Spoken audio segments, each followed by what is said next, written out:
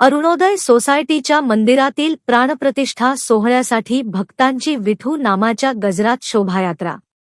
यवतमाळच्या अरुणोदय सोसायटी येथील नवनिर्माण झालेल्या भव्य मंदिरात श्री गणपती, श्री विठ्ठल रुक्मिणी, मारुतीची मूर्ती आणि शिवलिंग प्राणप्रतिष्ठा सोहळा प्रारंभ झाला असून Dehankar layout, Vidarbha housing society, Sai मंदिर ते अरुणोदय सोसायटी मार्गाने कलश शोभायात्रा काढण्यात आली।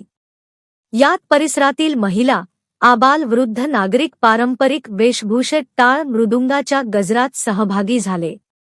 3 दिवस चालणाऱ्या या प्राणप्रतिष्ठा सोहळ्यासाठी संपूर्ण परिसर भक्तिमय वातावरणात तल्लीन झाला आहे।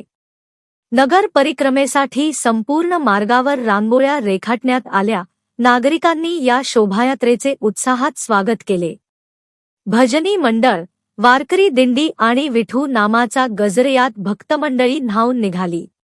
मंगळवारी आवाहित देवतांचे हवन आणि भजन, सुंदरकांड झाले, तर बुधवारी प्राणप्रतिष्ठा विधी पूर्णाहुती होई।